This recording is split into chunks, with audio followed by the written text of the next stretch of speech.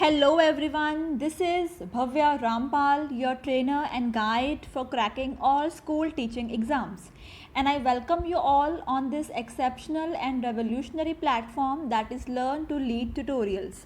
Students, I hope you all are studying hard and do subscribe our channel. First of all, I would like to request you, अगर आप पहली बार हमारे channel पे आए हैं, if you are watching our video for the very first time, so जल्दी से हमारे वीडियो को लाइक करें और हमारे चैनल को सब्सक्राइब करें और ज़्यादा से ज़्यादा कैंडिडेट्स तक हमारे चैनल को पहुंचाएं, सो दैट कि जो भी बेनिफिट है वो सिर्फ आप तक ही सीमित ना रहे, वो बहुत सारे बच्चे जो हैं वो इस बेनिफिट को free of cost 100% free of cost coaching का बेनिफिट सारे बच्चे ले सकें।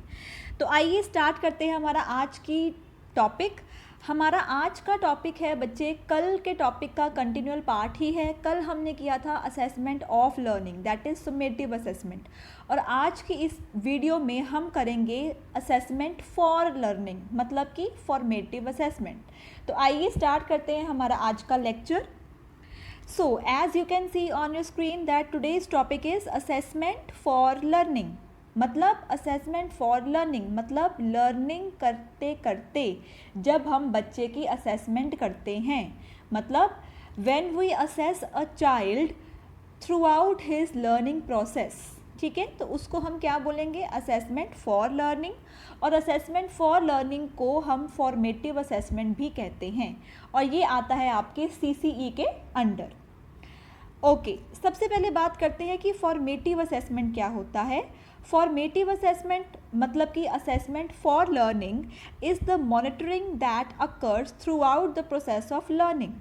ठीक है, ये फॉर्मेटिव असेसमेंट एक ऐसी असेसमेंट है जो हम करते हैं एक बच्चे के लर्निंग प्रोसेस के दौरान, मतलब eight the end of the learning process नहीं होती, ये ड्यूरिंग द लर्निंग प्रोसेस होती है हमारी assessment for learning. Providing students with feedback on how they are doing and what their next learning steps are. मतलब फॉर्मेटिव असेसमेंट हम क्यों करते हैं? क्योंकि ये बच्चे को फीडबैक प्रोवाइड करती है कि वो क्या कर रहे हैं और नेक्स्ट जो है उनका गोल क्या होना चाहिए, और कितने हद तक जो उन्होंने अपने गोल्स सेट किए थे, कितने हद तक वो गोल्स जो है उन्होंने अचीव करे हैं। ठीक है, सो असेसमेंट फॉर लर्निंग क्या होता है? जब हम बच्चे को असेस करते हैं ड्यूरिंग द लर्निंग प्रोसेस। ठीक है, through out the learning process जब हम बच्चे को असेस करते हैं उसे हम कहते हैं असेसमेंट फॉर लर्निंग। इसका पर्पस क्या है? Its purpose is to provide students with the concrete and specific information they need to be able to evaluate and therefore improve their own learning. अब असेसमेंट फॉर लर्निंग का purpose क्या है? इसका purpose ये है ताकि बच्चे को जो है अपने गोल्स के अचीवमेंट के बारे में पता लगे और वो जो है अपनी लर्निंग प्रोसेस को इम्प्रूव कर सके। क्योंकि जब हम बच्चे को during the learning process assess करते हैं तो कहीं ना कहीं बच्चा जो है वो अपनी परफॉर्मेंस को at the same time during the learning process जो है कहीं ना कहीं वो जान लेता है कि वो कहाँ पे स्टैंड कर रहा है। ठीक है, सो वो क्या करता है, अपने अचीवमेंट लेवल को जानने के बाद वो जो है अपने वीकनेसेस के ऊपर काम करता है और अपने आप को जो है और भी इम्प्रूव करने की कोशिश करता है, अपने लर्निंग प्रोसेस को और भी अच्छे से इम्प्रूव करने की कोशिश करता है। ठीक है, आई होप आपको फॉर्मेटिव असेसमेंट का जो कंसेप्ट है समझ में आ गया होगा। ठीक है, असेसमेंट फॉर लर्निंग को हम फॉर्मेटिव असेसमेंट भी कहते हैं। और असेसमेंट फॉर लर्निंग क्या होती है? जब हम एक बच्चे को असेस करते हैं, एक बच्चे को इवेल्युएट करते हैं ड्यूरिंग द लर्निंग प्रोसेस। ठीक है, ओके। उसके बाद पर्पसेस ऑफ फॉर्मेटिव असेसमेंट, क्यों करते हैं हम फॉर्मेटिव असेसमेंट? फर्स्ट पॉइंट देखिए, डायग्नोसिस स्टूडेंट्स डिफ़िकल्टीज। बिल्कुल, जब आप बच्चे को लर्निंग प्रोसेस के थ्रू असेस करोगे, ऑफ कोर्स आपको जो है उस बच्चे के डिफ़िकल्टीज़ के बारे में पता लगेगा, उसके वीक पॉइंट्स के बारे में पता लगेगा। आप इजीली जो है बच्चे की वीक पॉइंट्स को डायग्नोस कर सकते हो कि कहाँ पे वो स्टैंड कर रहा है, कितना उसको समझ में आ रहा है और कितना उसको समझ में नहीं आ रहा। अगर तो समझ में नहीं आ रहा तो क्यों समझ में नहीं आ रहा, तो ये जो डायग्नोसिस है ये आप कर सकते हो ड्यूरिंग असेसमेंट फॉर लर्निंग। ठीक है। नेक्स्ट पॉइंट देखिए, मेजर्स इम्प्रूवमेंट ओवर टाइम। ये जो है आपकी इम्प्रूवमेंट को मेजर करता है कि एक पर्टिकुलर लर्निंग प्रोसेस में एक बच्चा क्या इम्प्रूव कर रहा है, क्या उसकी वीकनेसेस डिफ़िकल्टीज इम्प्रूव हुई हैं कि नहीं हुई हैं, ये भी आप चेक कर सकते हो फॉर्मेटिव असेसमेंट में। थर्ड पॉइंट देखिए, provides information to inform students about how to improve learning. अब जो आपका असेसमेंट फॉर लर्निंग है, ये बच्चों को ये भी बताता है कि वो कैसे अपने आप को इम्प्रूव कर सकते हैं, कैसे वो अपने लर्निंग प्रोसेस को इम्प्रूव कर सकते हैं। ठीक है। नेक्स्ट पॉइंट देखिए, improves instruction and provides students with timely feedback. अब टीचर्स जो हैं, जब वो असेसमेंट फॉर लर्निंग करेंगे through out the learning process, तो टीचर्स की जो इंस्ट्रक्शन लेवल है वो भी इम्प्रूव होगा, और बच्चे को टाइमली उसकी फीडबैक मिलती रहेगी टीचर्स के थ्रू कि बच्चा जो है कहाँ पे स्टैंड कर रहा है, बच्चे को कौन से वीक पॉइंट्स है और बच्चे को कौन कौन से वीक पॉइंट्स को इम्प्रूव करना है। तो ये सब जो है इसलिए हम करते हैं फॉर्मेटिव असेसमेंट। नेक्स्ट पॉइंट देखिए, teachers students to self assess and set goals. बिल्कुल, फॉर्मेटिव असेसमेंट का मेन पर्पस क्या है कि बच्चा जो है खुद अपने आप को सेल्फ असेस करे, ठीक है, और अपने जो गोल्स हैं वो सेट करें, और अपने गोल्स को जो है वो कंटिन्यूअल बेसिस पे जो है चेंज भी करता रहे। ठीक है।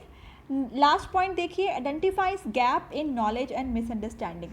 अगर आपके नॉलेज में और आपके आप कह सकते हो अंडरस्टैंडिंग में कोई भी गैप जो है वो इंक्लूड हो गया है, आइडेंटिफाई हुआ है, तो बच्चा जो है इजीली नॉलेज और अंडरस्टैंडिंग के बीच का जो गैप है वो बच्चे को पता लग जाएगा। कैसे पता लग जाएगा? क्योंकि बच्चे को इतना पता लगेगा कि उसने कितने हद तक अंडरस्टैंड कर लिया है कॉन्सेप्ट को और कितनी उसकी नॉलेज जो है वो इंक्रीज़ हुई है। ठीक है। तो कहीं ना कहीं इसका जो पर्पस है वो क्या होता है कि बच्चा जो है, जो भी उसके स्ट्रेंथ एंड वीकनेसेस हैं, ठीक है, उस गैप को जो है वो कम कर सके।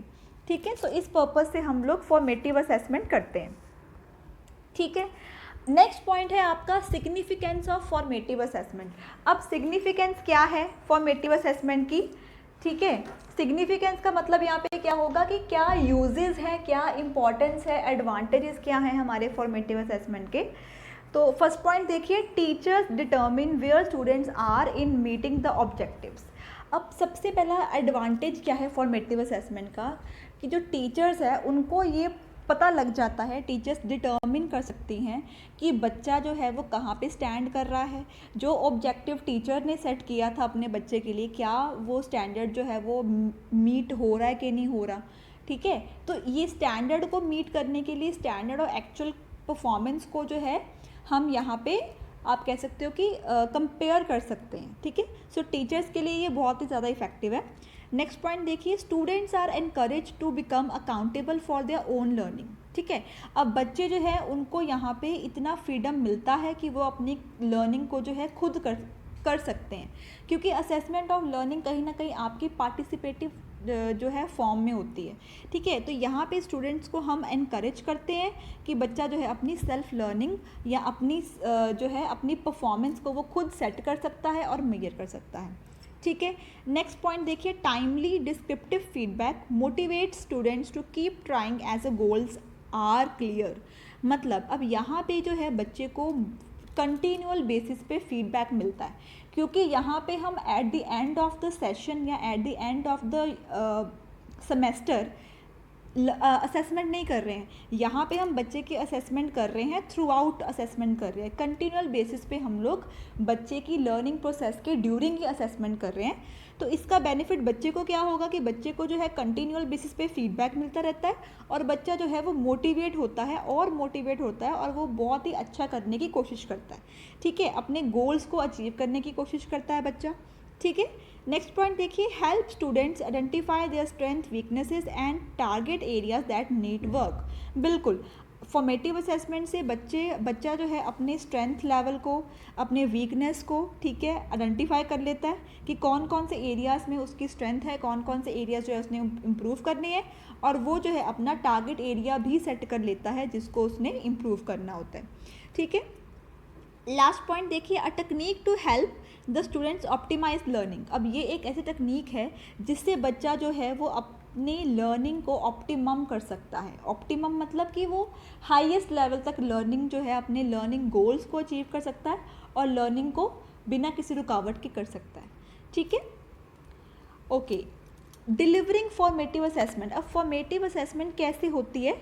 ठीक है, ये एक आप कह सकते हो कि ये एक आप कह सकते हो कि मेथड है जिससे हम फॉर्मेटिव असेसमेंट कर सकते हैं। नंबर 1 पे देखिए, इवैल्यूएशन ऑफ स्टूडेंट प्रोग्रेस।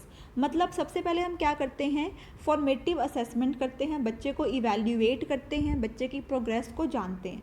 अब बच्चे को हम असेस कैसे करते हैं, ऑब्जर्व करके, उससे क्वेश्चनिंग करके, और बच्चा जो है अपनी सेल्फ इवैल्यूएशन भी कर लेता है।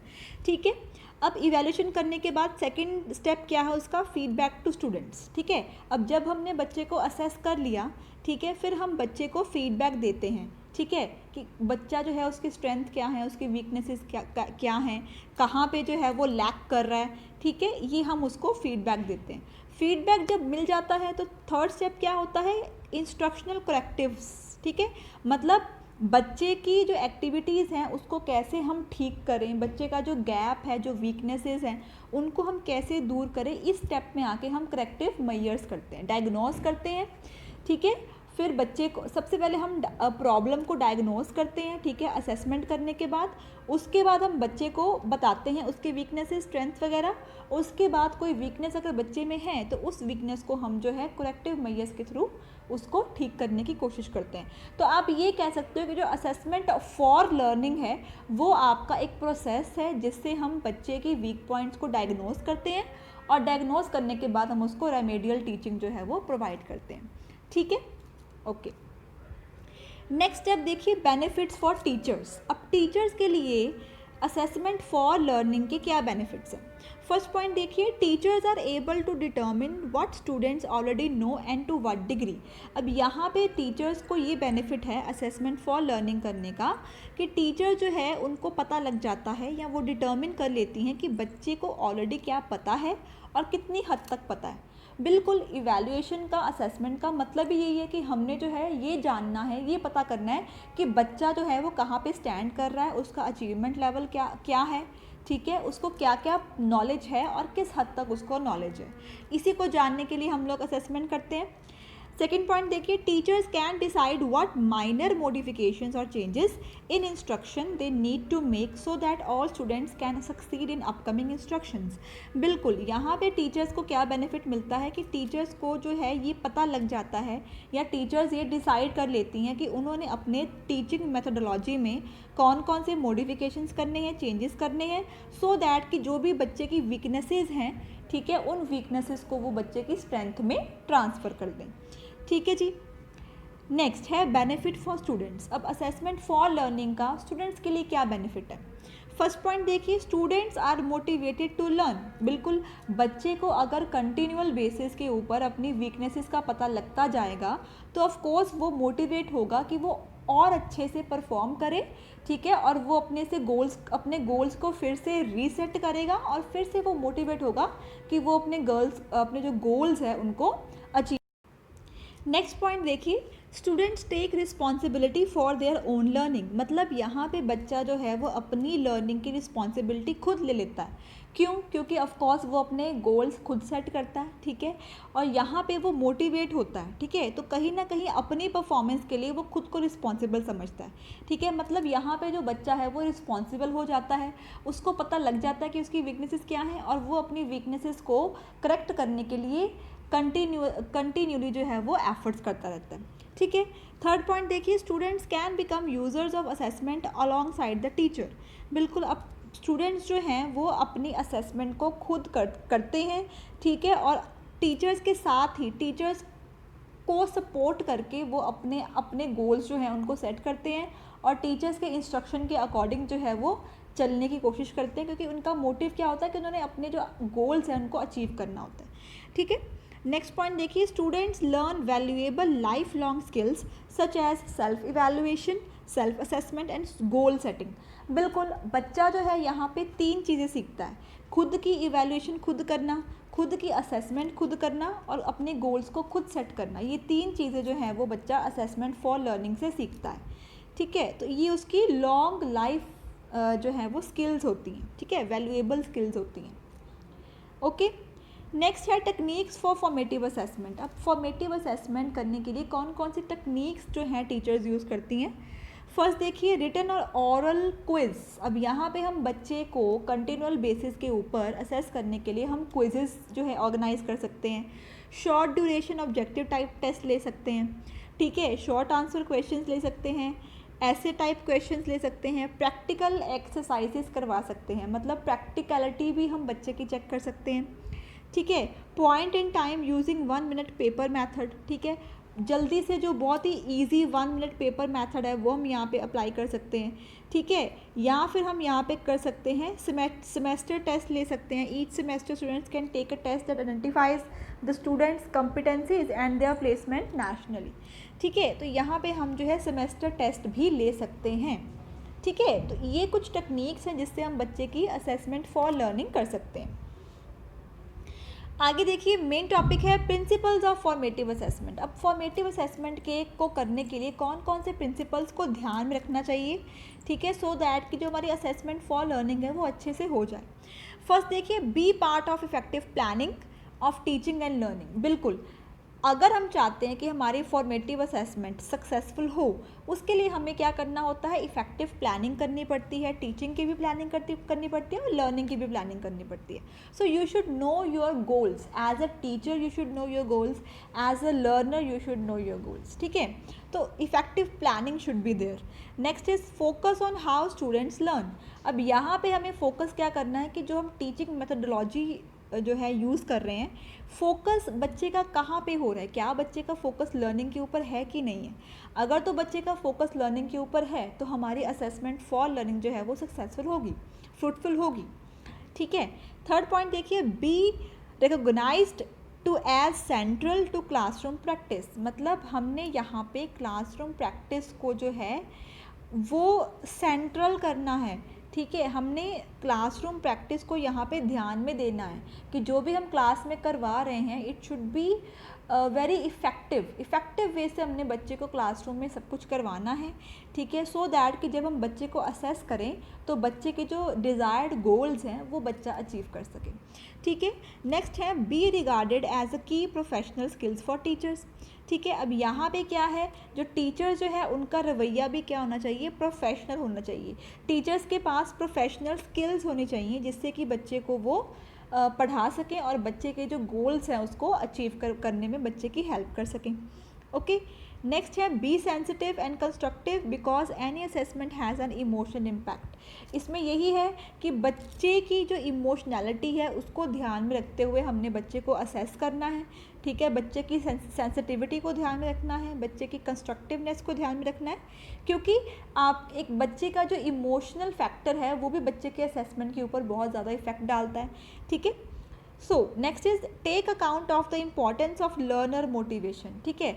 हमने यहाँ पे लर्नर की मोटिवेशन को भी ध्यान में रखना है, लर्नर को कंटिन्यूसली हमने मोटिवेट करना है, ठीक है।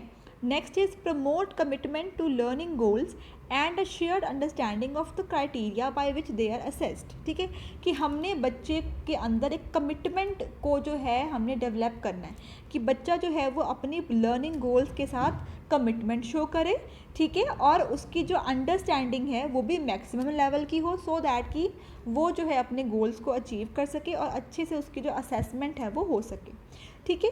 नेक्स्ट पॉइंट देखिए enable learners to receive constructive guidance about how to improve. अब हमने बच्चे को असेस करने के बाद उसको जो है गाइडेंस भी प्रोवाइड करनी है कि वो कैसे इम्प्रूव कर सकता है, ठीक है। अगर हम फीडबैक बच्चे को नहीं दे रहे हैं तो जो हमारा असेसमेंट फॉर लर्निंग का जो प्रोसीजर है वो कहीं ना कहीं कंप्लीट नहीं हो पाएगा, बिकॉज हमने बच्चे को असेस करने के बाद इमीडिएटली जो है उसको उसका फीडबैक देना होता है, सो दैट कि बच्चा जो है अपने वीक पॉइंट्स को आइडेंटिफाई कर सके और बाद में उसको रेक्टिफाई भी कर सके, ओके। नेक्स्ट पॉइंट देखिए develop learners capacity for self assessment so that they can become reflective and self managing. वही बात रिपीट हो रही है कि हमने बच्चे को मोटिवेट करना है कि वो अपने आप को खुद असेस कर सकें, सेल्फ असेसमेंट बच्चा अपनी कर सके, सो दैट कि वो जो है अपने आप को कहीं ना कहीं मैनेज भी करना सीख जाए, ठीक है। Next is recognise the full range of achievement for all learners. अब यहाँ पे हमने बच्चे के जो अचीवमेंट लेवल है, हाईएस्ट अचीवमेंट लेवल को जो है बच्चे को ये मोटिवेट करना है कि वो अपना हाईएस्ट अचीवमेंट लेवल को अकम्प्लिश कर सके। ठीक है, पहले अपने फुल अचीवमेंट लेवल को वो पहचान सके और फिर उस पहचानने के बाद उसको मोटिवेट करना है कि वो अपने हाईएस्ट अचीवमेंट लेवल को अटेन कर सके, अकम्प्लिश कर सके। ठीक है, नेक्स्ट इज़ आपके डिसएडवांटेजेस। ठीक है, यहाँ पे हम बात करेंगे कि डिसएडवांटेजेस क्या हैं फॉर्मेटिव असेसमेंट की। ठीक है, सबसे पहले बात देखिए, बी ह्यूजली टाइम कंज्यूमिंग। ठीक है, अब देखिए कंटिन्यूअल बेसिस पे बच्चे को असेस करना कहीं ना कहीं टाइम कंज्यूमिंग प्रोसेस है।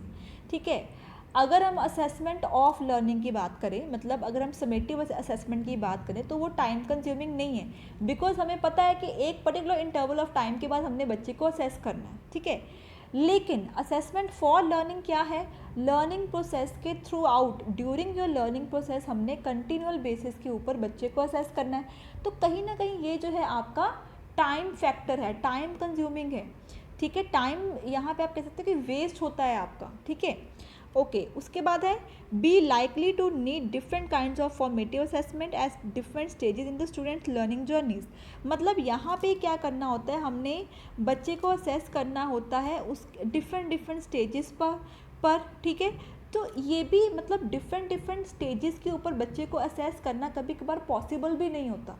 ठीक है, मतलब कंटिन्यूअल बेसिस पे अगर हम बात करें कि हमारे पास इतना टाइम हो, या कंटिन्यूअल बेसिस पे अगर हम बच्चे को असेस करते रहें तो कभी ना कभी ये भी आप कह सकते हो कि इम्पॉसिबल टास्क है।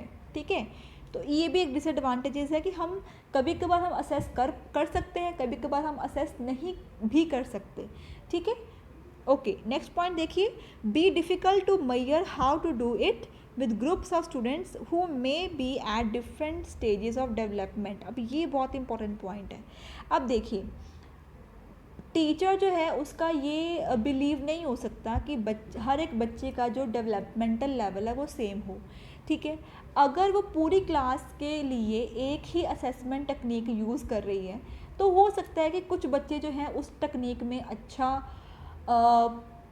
परफॉर्मेंस दें, कुछ बच्चे जो है अच्छा परफॉर्मेंस ना दें। ठीक है, तो यहाँ पे हमें ये भी ध्यान में रखना होगा कि बच्चे का जो डेवलपमेंटल लेवल है वो कैसा है। ठीक है, तो कहीं ना कहीं ये भी एक डिसएडवांटेज है कि हमें जो है बच्चे के लेवल के अकॉर्डिंग उसको असेस करना पड़ता है।